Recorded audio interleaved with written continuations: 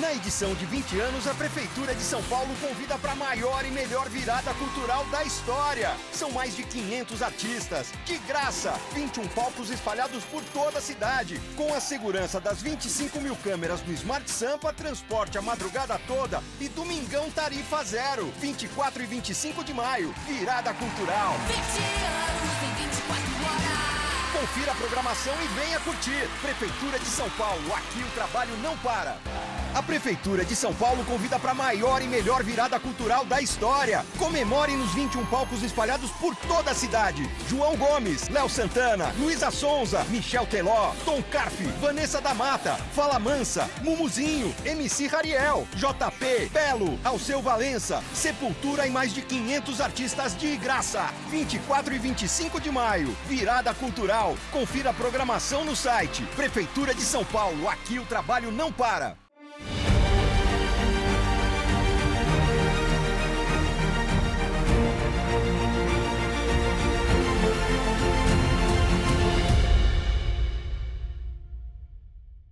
Hoje nós viemos entrevistar uma pessoa aqui na Casa do Povo. É a maior casa legislativa da América Latina, que é a Câmara Municipal de São Paulo. Uma pessoa que tem 2 décadas de gestão na vereança. Já foi secretário, especialista em mobilidade urbana, no Verde.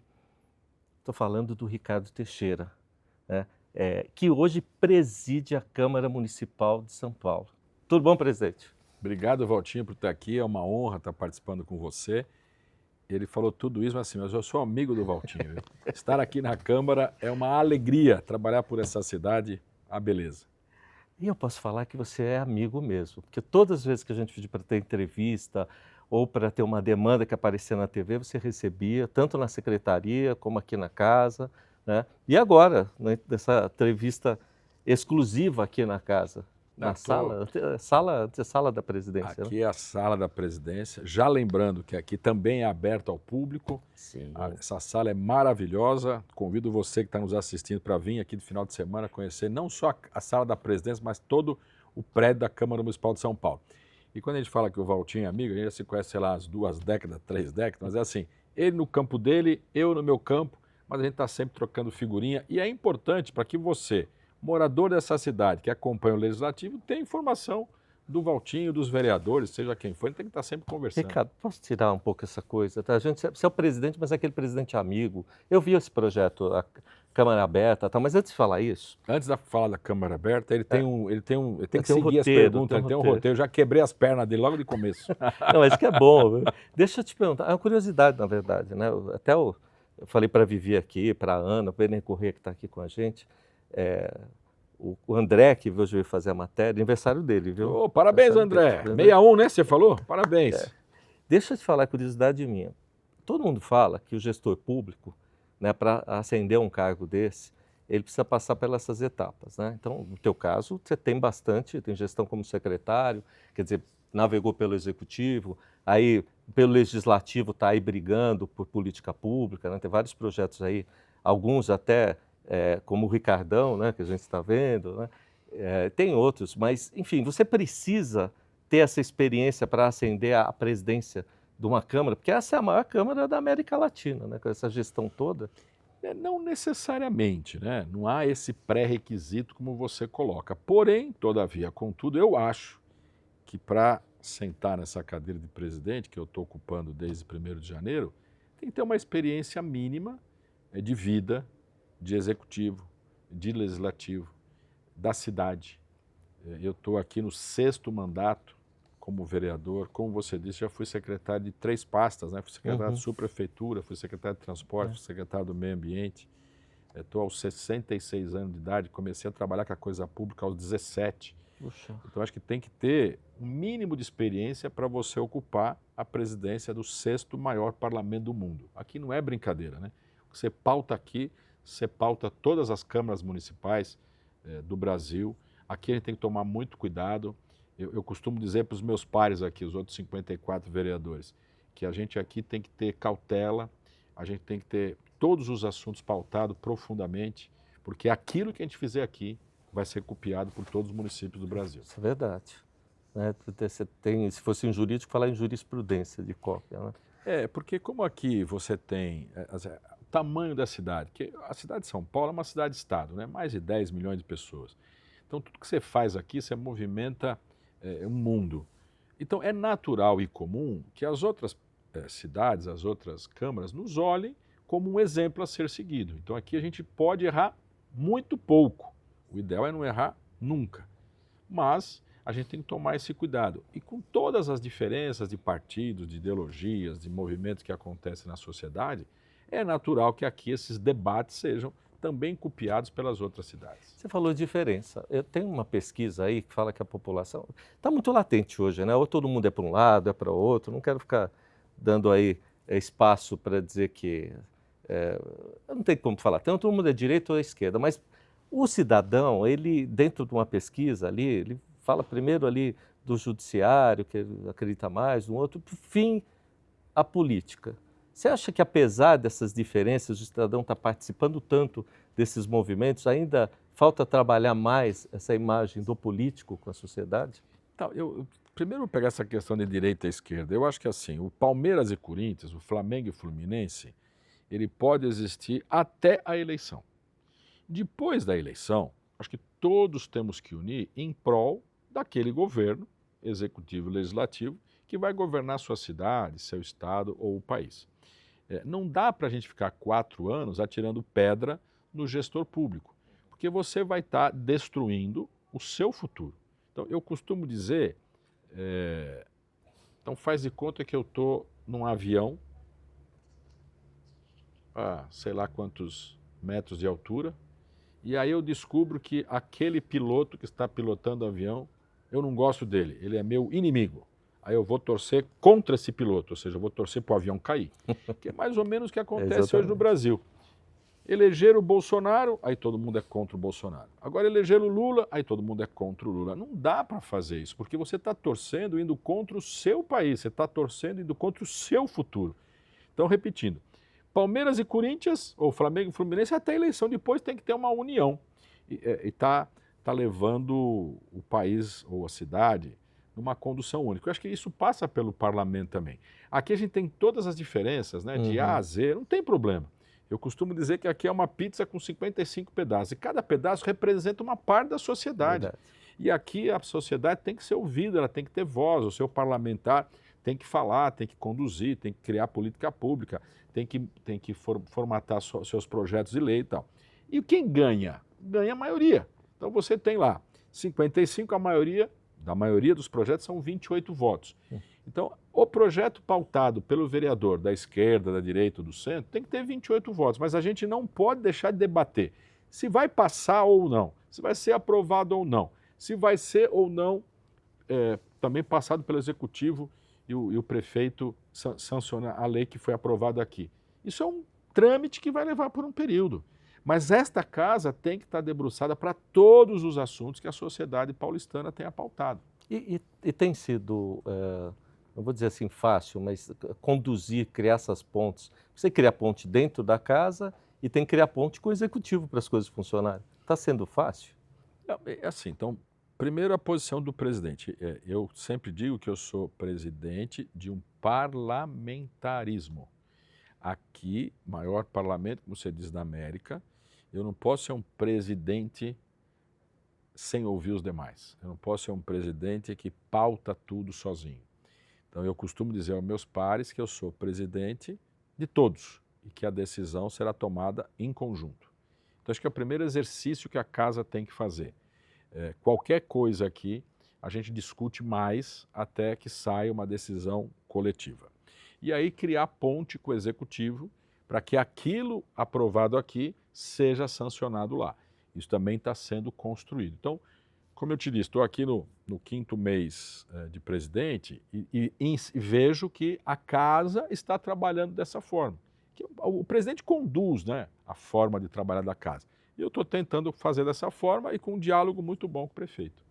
Falando em conduzir, eu estava até comentando, não sei se está aparecendo mais por causa das redes sociais, enfim, mas em pouco tempo a gente percebe o tanto de ato para a população que as pessoas estão fazendo. O Ricardo aí está correndo, você vê que todo final de semana ele está num lugar, teve aqui problema na Marginal Pinheiro já está lá, está correndo. E você teve um projeto que eu achei interessante, que é o Câmara na Rua. E eu assisti duas sessões e eu achei bem interessante. Uma advogada lá, acho que de Santo Amaro, fazendo uma requisição, que ela não tinha chance de fazer em outro lugar e terminou fazendo ali, né? E o outro de uma menina também. Aliás, as mulheres tiveram bastante voto na tribuna, né? E você ali debatendo, que você está debatendo com o povo ali, está levando, saindo daqui para lá. É esse o conceito? Você está fazendo gestão perto da população. Então, deixa eu contar rápido uma historinha aqui. Eu tenho um entendimento, aí é eu, né? Eu tenho entendimento, depois eu também posso ouvir você, a gente pode estar perguntando para os nossos telespectadores. É assim, hoje a população está muito longe do político. A população não se envolve mais em política. Você hoje, se fizer uma pesquisa, 6 meses depois da eleição, 70% não lembra em quem votou para vereador. Sério, é isso mesmo. 30%, ou seja, o restante, lembra em quem votou, mas não quer participar da política da sua cidade. Isso acontece para o Brasil todo. Então, o que eu enxergo? Que a democracia passa por um problema, passa por um risco.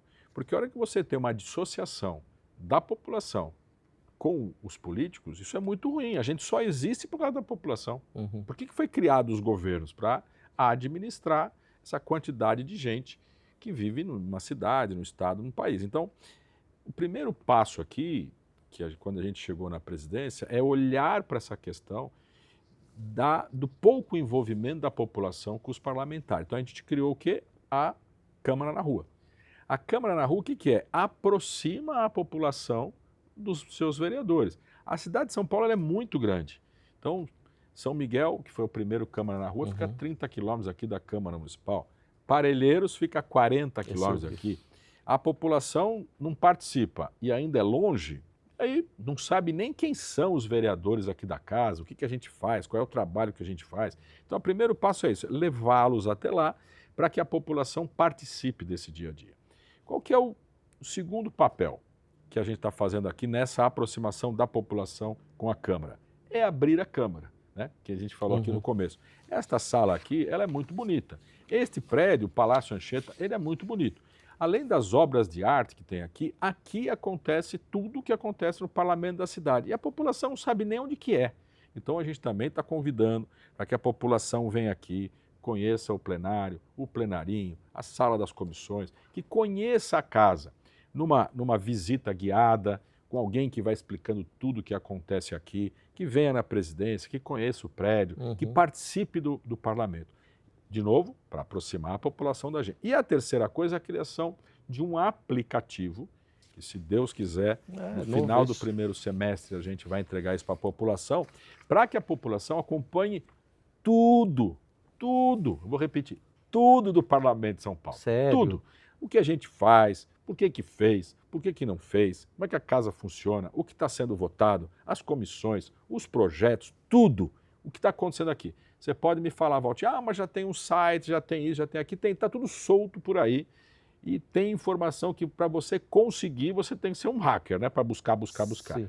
E o que eu quero? Eu quero, não é só eu, né? Aqui a casa quer, que qualquer cidadão dessa cidade, que ele tenha um aplicativo, que ele tem um aplicativo para comprar comida, ele tem um aplicativo para acompanhar o seu vereador, para acompanhar a Câmara Municipal de São Paulo. Isso é ótimo. Então, ele vai clicar lá, pum, tá aqui. O que fez o Ricardo Teixeira? Como é que foi a presidência? Como é que são os projetos? Como é que são as sessões? Ele vai acompanhar tudo. Então, essas 3 etapas do projeto, para que é? É para que a população participe da vida da cidade. De novo, o meu receio é que a democracia passe por mais um momento que pode aparecer aí um super-homem, achando que resolve tudo e que a gente já sabe como é que é super-homem na história e a gente não quer que isso aconteça na cidade. Eu acho que é muito melhor a população voltar a participar com a agenda do dia a dia do que aparecer aí um super-herói querendo dar um golpe. Então, o que eu enxergo? Que a população está longe da gente. E o que a gente está tentando? Recriar aquele elo gostoso, participativo, sugestivo, de cobrança da população com a gente. Só para frisar um pouco, eu sinceramente estava estudando, mas eu não vi o aplicativo. Ele vai estar pronto. Então, é Tá uma sendo notícia criado, legal, hein? essa é nova, porque você vai procurar, por exemplo, eu fui dar uma olhada nos projetos, né? Você entra na Câmara, no site e vai lá ver os difícil, né? projetos. Tudo É procura. difícil. Você, imagina uma difícil. senhorinha da Não periferia vê. que queira acompanhar o meu mandato. Não sabe nem Não por onde vê. vai. Então, assim como ela tem um aplicativo lá de qualquer coisa, que hoje toda senhorinha, Sim. toda a população tem um aplicativo, ela vai clicar no aplicativo, eu quero saber como é que está o meu vereador. Tum, e vai aparecer tudo lá, ela vai acompanhar online tudo que a gente está fazendo aqui. Como é que foi essa história de abrir? Eu confesso que eu fiquei assim, né? Depois de toda a história que aconteceu, o pessoal abriu sem querer os lugares, não quero falar de... Mas teve a questão lá dos atos ali no começo. O pessoal entrou nas casas ali e detonou toda aquela situação e tal. E eu penso o seguinte, né? O sujeito que conhece a casa não vai quebrar uma coisa que tem 200 anos, né? Então, acho que isso aí é benéfico, porque a pessoa entra falando, isso aqui tem uma história envolvida. Como é que foi esse pessoal entrando aqui? Porque... Não, então, primeiro, as ideias elas nascem, mas tem que ter toda uma estrutura atrás. Então aqui nós temos a Polícia Militar, que 24 horas por dia está na casa. Também nós temos uma inspetoria da Polícia Municipal, 24 horas na casa. O inspetor e o capitão, o Viana e o Alexandre, junto com o Vitor, eles estudaram essa questão da segurança. Uhum. Não só, como você disse, né, no 8 de janeiro, que aconteceu aqueles episódios bárbaros, né? Você concorda? Se a pessoa sabe o que aquilo representa, não, eu acredito que não fariam. Aquilo lá, para mim, foi um ato ponto fora da curva, Sim. né? Porque na história brasileira, o povo brasileiro não faz aquilo. Mas mesmo assim, nós tomamos muitos cuidados aqui. Obra de arte que tem aqui, patrimônio histórico que tem aqui. Você tem bancos aqui dentro, então você pode estar pensando, pô, vai vir lá um assaltante de banco querer roubar um banco aqui. Então, essa inteligência da Polícia Militar junto com a GCM é que montaram como tem que ser aqui as visitas. Quais são os cuidados que tem que tomar para que a gente evite um desastre como esse. Mas aí tem, já primeira vez, né, primeiro dia, uma mocinha entra aqui na sala e ela fala, a primeira coisa que ela fala, nossa, mas que coisa bonita, que sala bonita. Então, é isso que a gente precisa, né? Que a população conheça onde que a gente trabalha, como é que foi feito o trabalho, aonde que a gente fica fisicamente na maior parte do tempo. Ou seja, nós precisamos desse calor da população junto com a gente. Eu achei legal porque eu só vi isso nos Estados Unidos, né? A visita à Casa Branca. Não, mas o parlamento brasileiro ele é aberto. Se você for em Brasília, o parlamento é aberto. Mas não do jeito que você fez, né? Aqui nós abrimos você tudo. Abriu. Não, eu quero levar fulano de tal para ver. Aí marca uma hora com cerimonial. Assim, aqui a casa é aberta, sábado e domingo, você não precisa marcar nada. Alguns lugares, como este aqui que nós estamos, para esses cuidados que você falou de segurança pública, aí sim ela é guiada, tem que estar marcado o horário, quantidade X de pessoas, para que a segurança tenha controle do que está acontecendo. Bom, já que você deu a deixa, eu vou voltar a falar dos projetos, mas uma coisa que está um pouco fora da situação do município, embora esteja dentro do município, né, é a questão da segurança pública. A gente tem a GCM que está sendo aí discutido competências, tal, não podia nem carregar arma, agora pode, e a questão do Estado que tem a PM. Falando em política pública, você acha que agora a gente está mais preparado para trabalhar este tema, segurança pública, com a Câmara Municipal? Sim, eu costumo dizer que tudo que é bom passa pela Câmara Municipal de São Paulo. E aí hoje nós temos um programa na cidade que é um sucesso, que o Brasil inteiro está vindo conhecer, que são as câmeras inteligentes, que é o Smart Sampa. É um programa que já prendeu milhares de pessoas sem dar um tiro. Então, eu vou repetir o que é. São câmeras de televisão esparramadas na cidade inteira. O programa não acabou, a implantação ainda está acontecendo. Que ela identifica quem é aquela pessoa e se aquela pessoa tem algum problema com a justiça. E esta pessoa que tem algum problema com a justiça, identificada pela câmera, vai lá, um agente da Polícia Municipal, e prende essa pessoa. Então, hoje, nós temos um programa de segurança na cidade de São Paulo, que é da Prefeitura Municipal de São Paulo e que foi aprovado pela Câmara Municipal. E que tem um recurso para isso, por isso que eu falo que passa por aqui. O Executivo pode fazer o programa que quiser, mas tem que ser aprovado aqui o recurso para esse programa.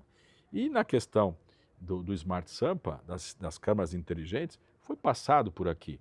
E foi aprovado, e lógico que todo o tema de segurança pública vai ser aprovado aqui, porque é um dos programas mais sensíveis que a população tem hoje, é a segurança pública. Então você tem aí imagens, diversas imagens, de uma pessoa caminhando na rua e vem lá alguém e assalta e mata, e às vezes sem roubar nada.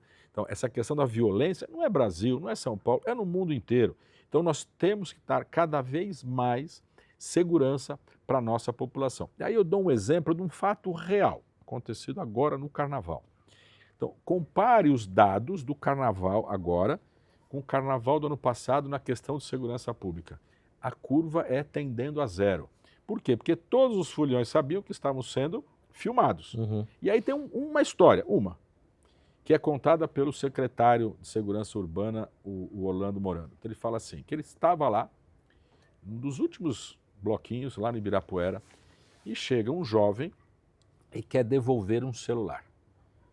E ele fala, olha, eu já tentei devolver lá na PM, mas a PM falou que é com vocês aqui na GCM.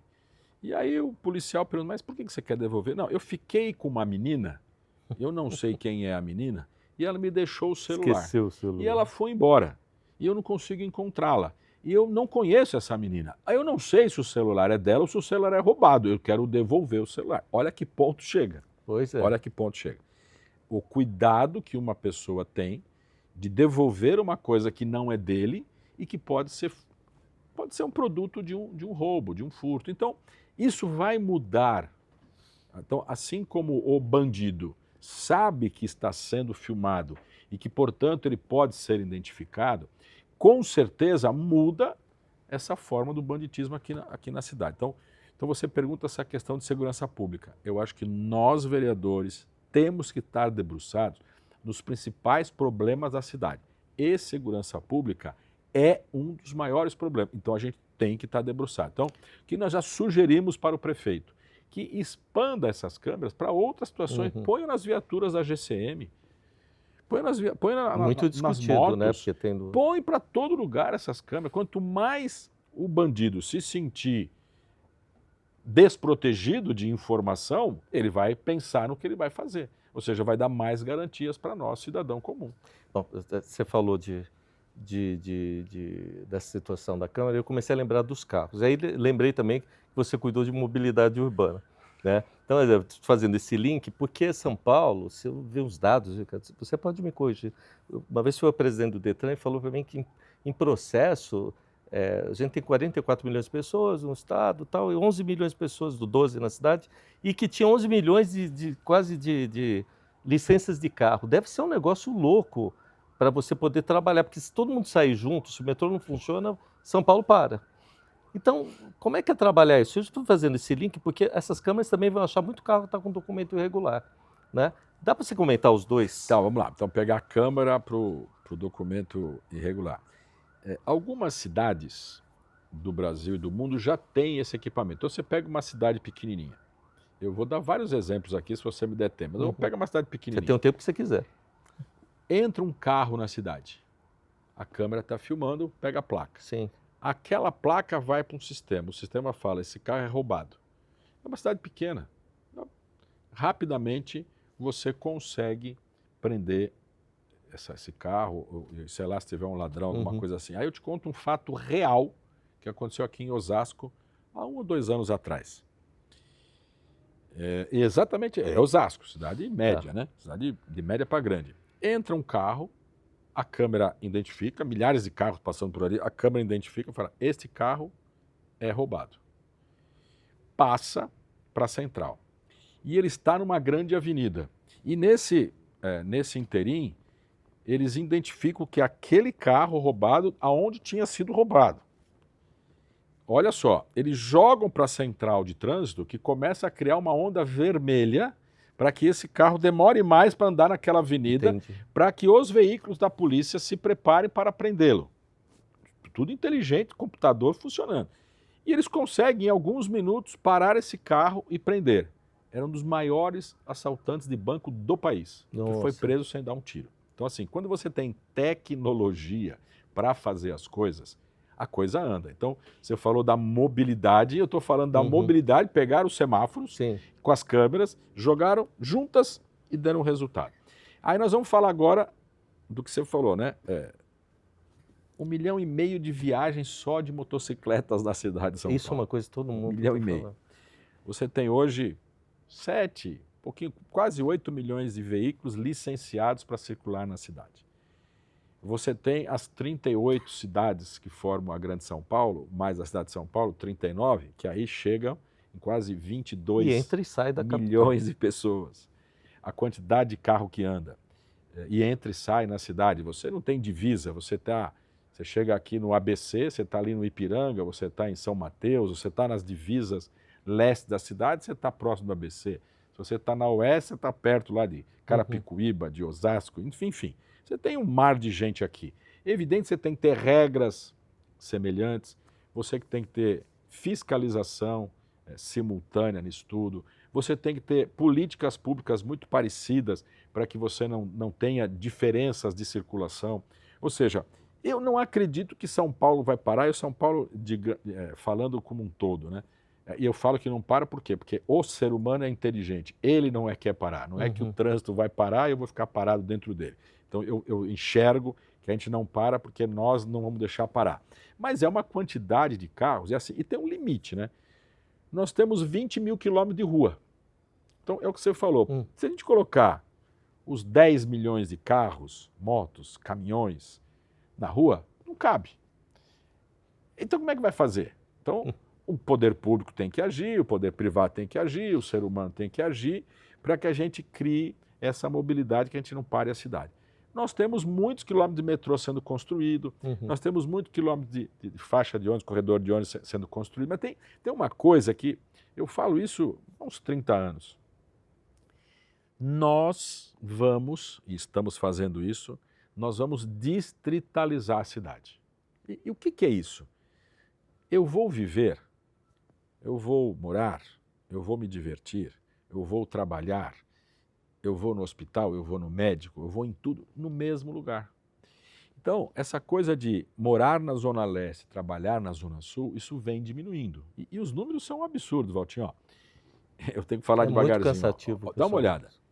Um Uruguai inteiro, ou seja, toda a população do Uruguai, todo dia de manhã sai da Zona Leste e vai trabalhar em algum outro lugar da cidade. Nossa. Está errado. Como é que o poder público tem que agir?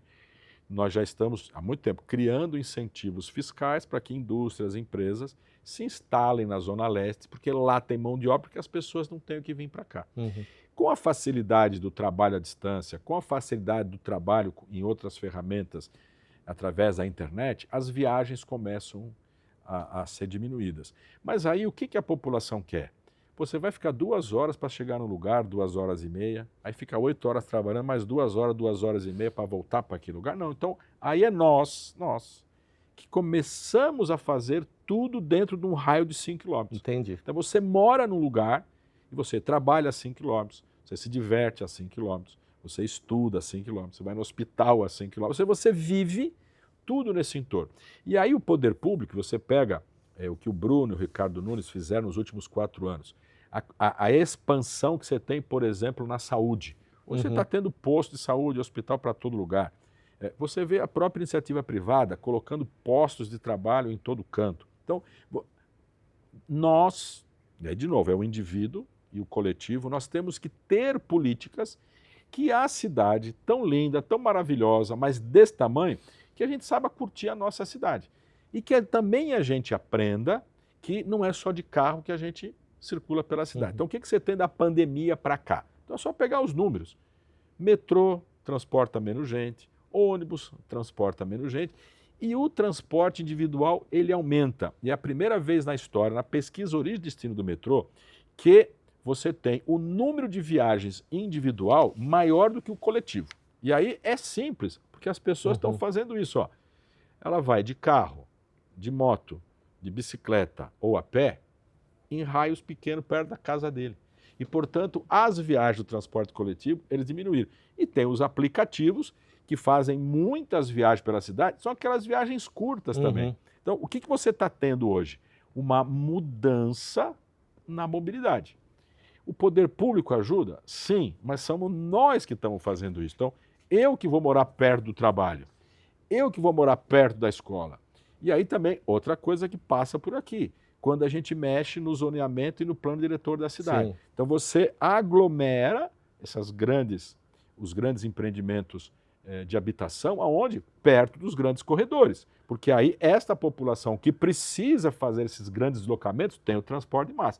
Aquelas pessoas que vão viver dentro do bairro, podem viver dentro do bairro em pequenas casas. Então você tem toda uma política sendo trabalhada há anos na cidade. Quando você vê a política e essa discussão na imprensa, fala, esses vereadores estão malucos. Não, a gente está trabalhando em cima de dados.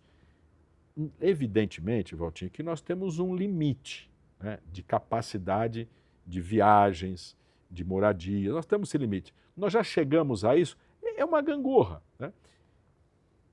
Eu moro na Moca há quase 40 anos. Tatuapé era chácara. Tatuapé era chácara. Então, se você fosse um pouquinho para lá, Itaquera hoje tem esse grande empreendimento do Corinthians, era chácara. Se você fosse um pouquinho mais para lá, São Miguel, Itaim, eram chácaras. Hoje não é mais. Em 40 anos mudou tudo. E essa população aprendeu a conviver nos seus pedaços. Então, só para terminar, que eu estou ficando muito longo, já vou te devolver assim, ó. Você sabe que eu milito muito na Zona Leste, meu voto vem muito da periferia. Quando você está lá em São Miguel Paulista, a população fala assim, olha, amanhã eu vou lá na cidade. Ele mora em São Miguel, ele vive em São Miguel. Um dia, que é amanhã, ele vem aqui no centro da cidade. Parece que é outra coisa. Lá eu vou na cidade. Então, e começa a ficar distante daquilo que é problema para ele. Pô, eu não vou ficar dentro de um trem, dentro de um metrô, dentro de um ônibus. Não, eu vivo aqui em São Miguel. Então, essa relação, a cidade hoje, já colocou no seu dia a dia. E por isso que eu falo, São Paulo nunca vai parar. Não, eu ia falar de mobilidade de novo, mas desculpe se eu fui longo aqui. Não, essa porque eu tenho mobilidade tanta dá pergunta horas, né? Dá horas de debate aqui. De ser regionalização, acho que é ótimo isso. Mas tem uma iniciativa esses dias que eu vi, um assunto muito discutido, que é a questão do motoboy, né? É discriminado de um lado para o outro. Eu vi que até agora tem um centro de atendimento a eles que até dava dó, o pessoal corre para lá e para cá. Vi que você recebeu o pessoal que é representante, nem sabia que tinha um presidente da área. Como é que está sendo trabalhado? Porque isso teve uma época que virou um pouco de tabu, tanto na saúde, com relação a falar com eles. Assim, ó, primeiro, vamos lá, mototáxi, né, que é o grande debate do semestre aqui. Eu não sou contra o mototáxi, eu não sou contra o empreendedorismo. Cada vez mais, o cidadão desse planeta, ele quer ser dono do seu nariz, e ele faz aquilo que ele quer. Por isso que hoje, quando você fala em CLT, quando você fala em carteira de trabalho, quando você fala em 13º, férias, essa coisa toda, para essa molecada que está ascendendo o seu primeiro emprego, é outra relação. Uhum. Eles pensam diferente da gente, tem o cabelinho branco. Então eu não posso ser contra o mototáxi. Porém, todavia, contudo, nós temos hoje na cidade de São Paulo 1,3 motociclistas mortos por dia, instantaneamente, no asfalto, todo dia. É um número absurdo, é uma guerra urbana. Se você colocar um passageiro nessa moto, então você vai colocar mais um nessa moto, com certeza esse 1,3 aumentará. Eu não falo que vai para 2,6, não falo que vai dobrar, mas ele vai aumentar. Se hoje já é um problema de saúde pública, se hoje você já tem os hospitais de fraturas aí abarrotados de meninos que são motoboys, não são motociclistas, são motoboys. É uma epidemia.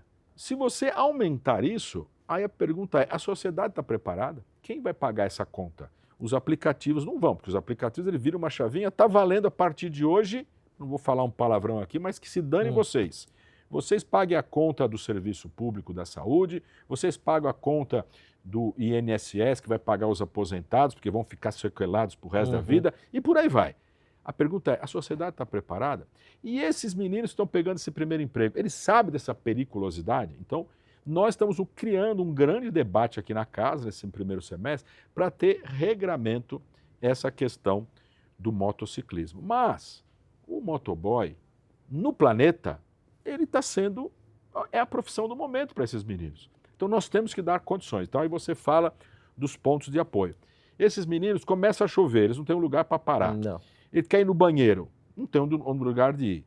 Ele quer esquentar uma marmita, não tem um... Então, pedido nosso, sensibilidade do prefeito, tem lei já tramitando aqui, Nós queremos criar pontos de apoio para que esses meninos tenham uma horazinha para descansar, uma horazinha para comer alguma coisa, para trocar de roupa se molhou. Ou seja, eles têm que ter um momento do poder público olhando com o olhar de população que precisa de um apoio e eles precisam ser ouvidos por nós.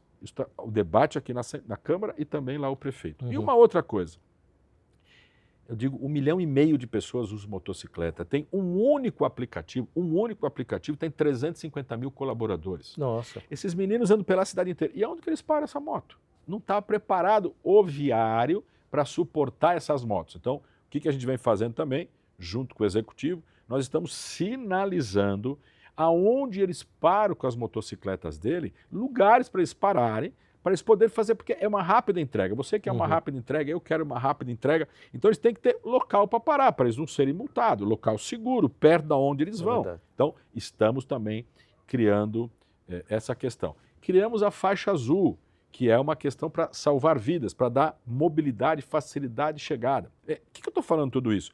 Porque antes da pandemia, nós não tínhamos esse problema.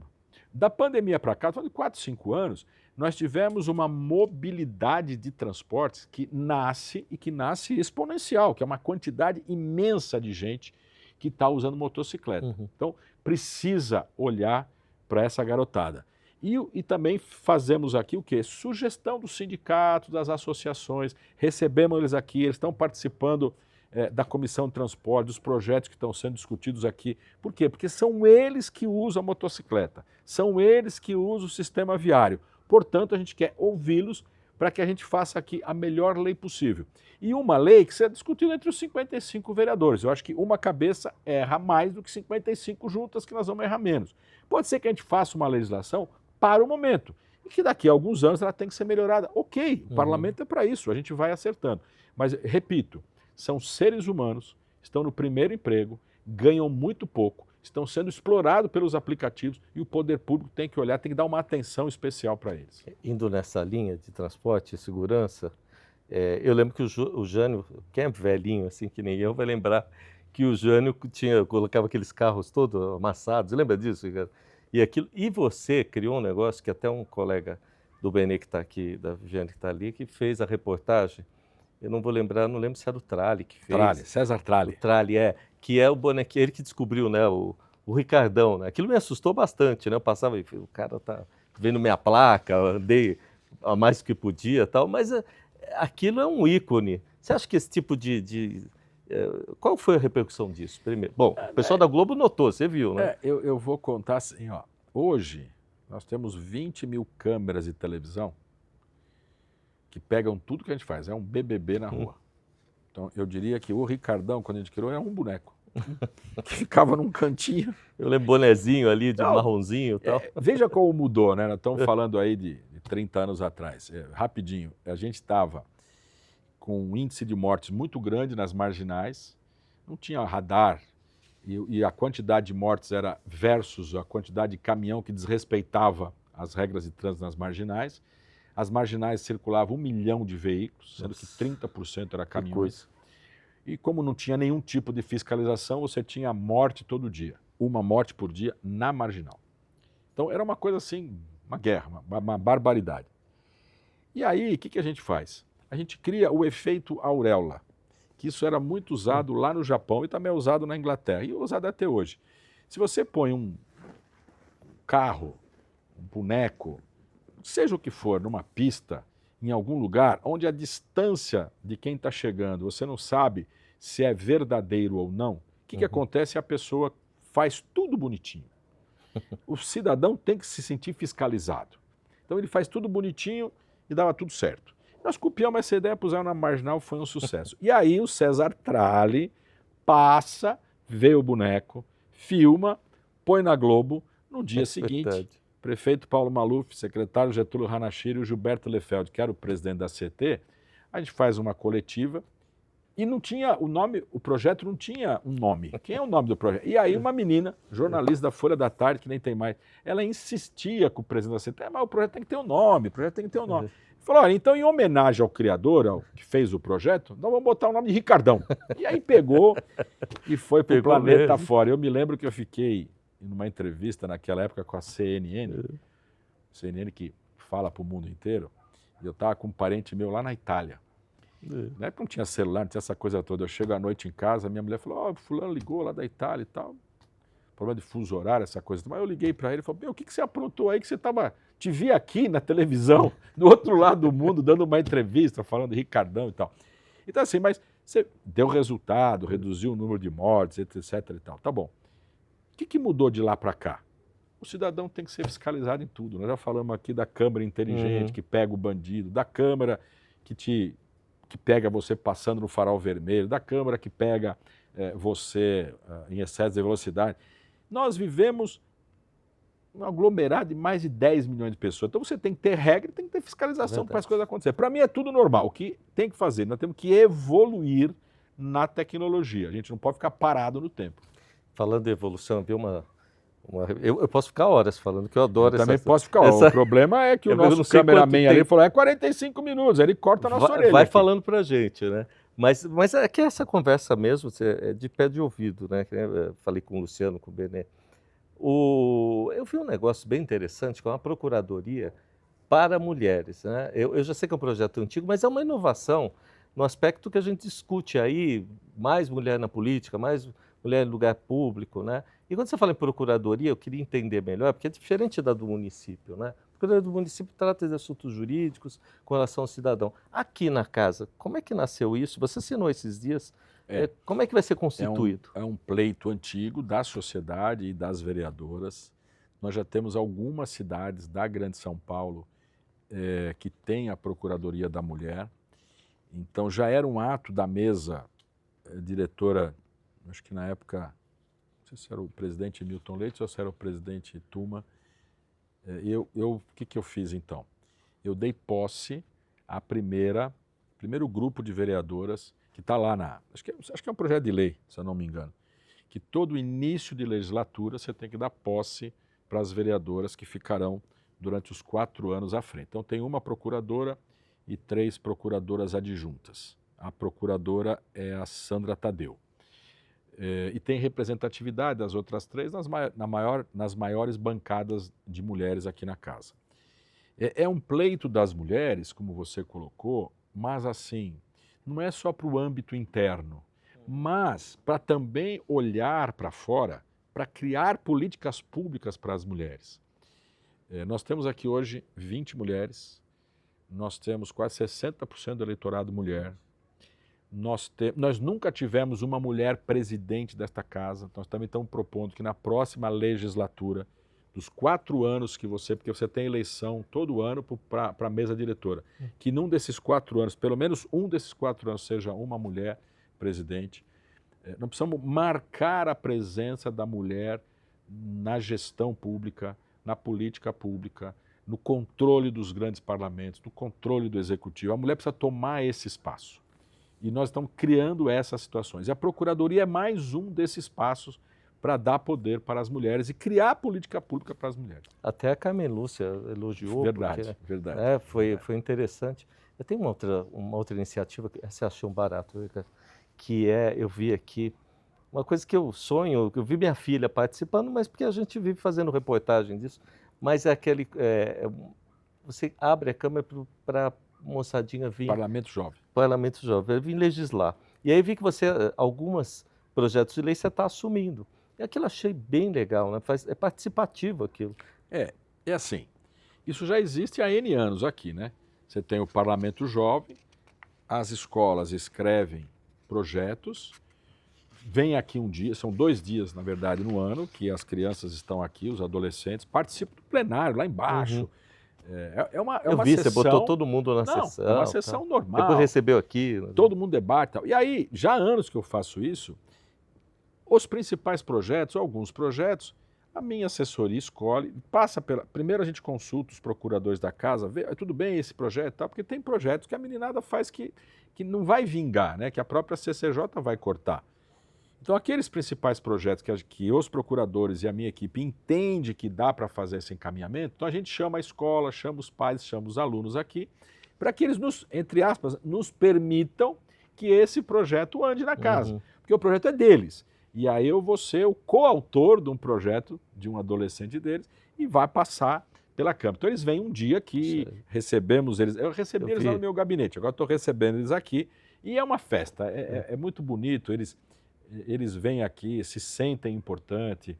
Puxa vida, uma ideia minha pode virar uma lei. Aí eu dou o número do projeto, olha, acompanhe online tudo que está acontecendo com esse projeto. Ainda brinco, ó, cutuca os outros vereadores aqui para votar a favor do seu projeto. Ou seja, a nossa passagem aqui ela não é eterna, daqui a pouco a gente vai embora. Então, tem que estar vindo outros seres humanos para cá. Vamos preparar essas meninas, esses meninos para virem para cá ser futuros parlamentares. Ai, Ricardo, você viu? Você fala da COP e manda o seu recado final e fecha o programa você, porque não vai dar tempo e eu quero que você termine. Bom, o Valtinho me falando isso é uma responsabilidade danada. Primeiro assim, ó, a COP30 é o maior evento do meio ambiente que nós vamos ter. Eu não acredito que o mundo vai acabar, né, pelas mudanças climáticas, mas eu acredito que muitas espécies deixarão de existir por causa das mudanças climáticas. Aí eu vou brincar aqui, inclusive os cabelinhos brancos aqui, nós vamos ficar sensíveis a morrer mais fácil com as mudanças climáticas. Né? Então, assim, precisa ser discutido. É o maior evento na América. Nós somos o maior parlamento da América. Então, o que a mesa diretora, o que os líderes aqui decidiram? Que cada partido que tem representatividade aqui e que tem interesse de escrever um projeto, de acompanhar, de a Câmara estar presente lá na COP30, nós tiramos isso. O nosso chefe da delegação vai ser o Hélio, que é um vereador da causa do PT. Cada partido está indicando um e a Câmara Municipal vai ter a Vivi, que é a nossa jornalista, acompanhando pela TV Câmara tudo o que vai acontecer lá. Então, nós vamos levar projetos, nós vamos levar ideias, nós vamos levar sugestões, nós vamos discutir aqui antes o que nós vamos estar propondo. Os vereadores vão trazer ideias e projetos de lei para cá, se eu não me engano é novembro, né, a COP30, para que a gente continue pós-COP30 trazendo políticas públicas aqui para a cidade de São Paulo. Para mim, é o maior problema do mundo hoje, são as mudanças climáticas. Então a gente tem que ficar esperto, tem que ficar atento, nós temos que mudar a nossa forma de viver nesse planeta para que a gente não o destrua mais. Falando tudo isso, aí você me joga a responsável para acabar o programa. Olha, eu estou muito feliz de ter participado, espero que não seja o último, não é o primeiro, eu espero que não seja o último. Quero participar mais com vocês. A Câmara Municipal está aberto à imprensa, a qualquer órgão da imprensa. O meu mandato, o mandato do vereador Ricardo Teixeira, idem à disposição de vocês. Contem comigo sempre. Lembrando que o meu mandato só vai até 31/12. A partir de janeiro do ano que vem, nós vamos ter um outro presidente aqui. Gente, eu não tenho mais nada para falar. Cara, aliás, tem muita coisa para falar. Tem muita coisa, mas não deu tempo. Eu queria te agradecer, você é uma pessoa fantástica, simpática. Obrigado, Valtinho. Obrigado. Dependendo de onde você está sempre atendendo a gente bem. Muito obrigado. Obrigado. Fique com Deus. Beijo no coração.